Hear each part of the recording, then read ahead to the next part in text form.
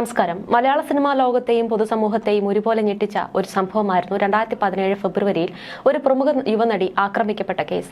കൊച്ചിയിൽ വെച്ച് രാത്രി യാത്ര ചെയ്യുന്നതിനിടെ നടിയെ ഒരു സംഘം തട്ടിക്കൊണ്ടുപോയി വാഹനത്തിനുള്ളിൽ വെച്ച് ഉപദ്രവിക്കുകയും അശ്ലീല ദൃശ്യങ്ങൾ പകർത്തുകയും ചെയ്തു എന്നതാണ് കേസ്.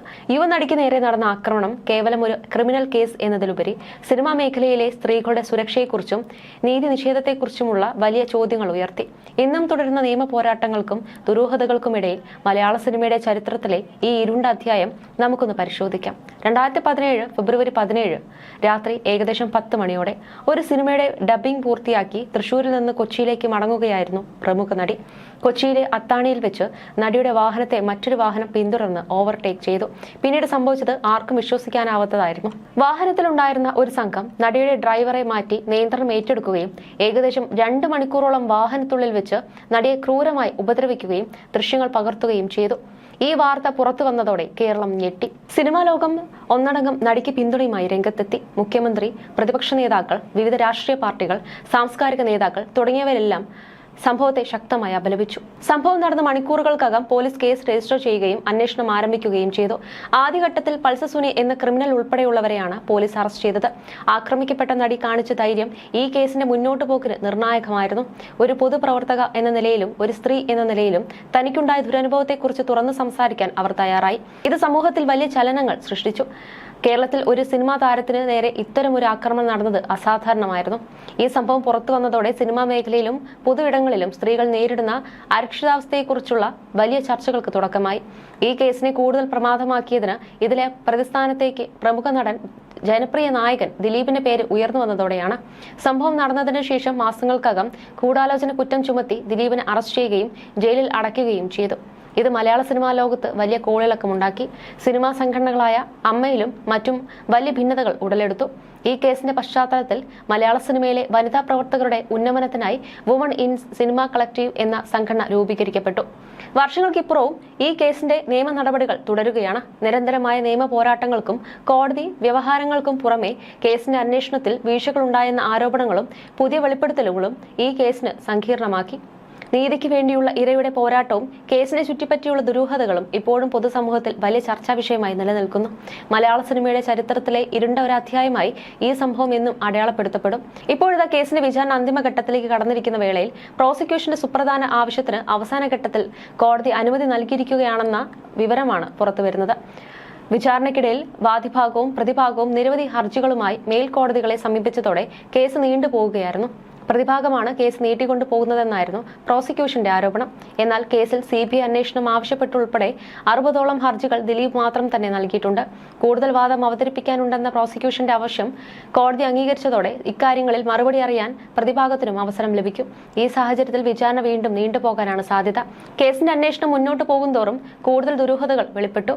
പൾസർ സുനിയെയും സംഘത്തെയും പിടികൂടിയെങ്കിലും ഈ അതിക്രമത്തിന് പിന്നിൽ ഒരു വലിയ ഗൂഢാലോചന നടന്നിട്ടുണ്ടോ എന്ന് സംശയം ബലപ്പെട്ടു. പല പ്രമുഖരുടെയും പേരുകൾ മാധ്യമങ്ങളിൽ ചർച്ചയായി തുടങ്ങി. ഒടുവിൽ ജൂലൈ 10, 2017 മലയാള സിനിമയിലെ സൂപ്പർ താരമായ ദിലീപിനെ പോലീസ് അറസ്റ്റ് ചെയ്തു.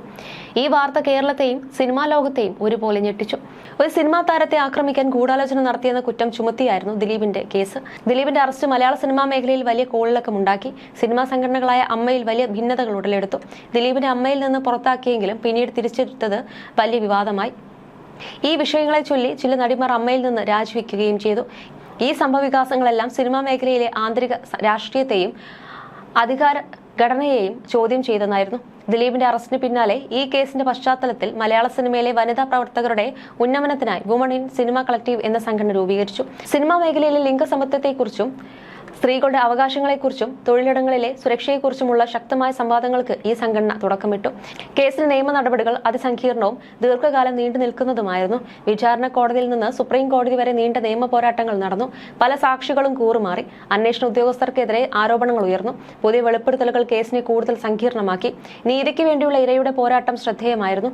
സമൂഹത്തിൽ തനിക്കുണ്ടായ ദുരനുഭവത്തെക്കുറിച്ച് തുറന്നു പറയാനും നിയമ നടപടികളുമായി മുന്നോട്ടു പോകാനും കാണിച്ച അവരുടെ ധൈര്യം പലർക്കും പ്രചോദനമായി. എന്നാൽ ഈ നീണ്ട നിയമ പോരാട്ടം അവർക്ക് വലിയ മാനസിക സംഘർഷങ്ങൾ നൽകി.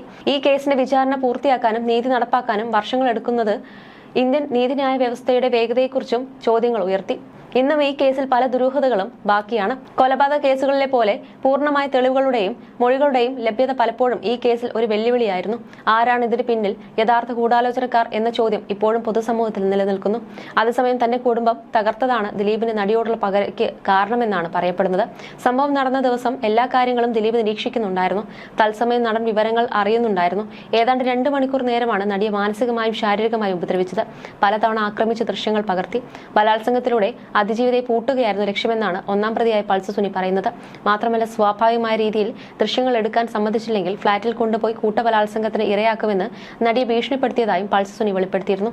2017-ലാണ് കൊച്ചിയിൽ നടി ആക്രമിക്കപ്പെട്ട സംഭവം നടക്കുന്നത്. എന്നാൽ ഈ 2017 മുമ്പും സമാനമായ രീതിയിലുള്ള കൃത്യം ചെയ്തിട്ടുണ്ടെന്നാണ് പൾസ് സുനി പറയുന്നത്. എന്നാൽ അവർ ആരും കേസിന് പോയില്ല.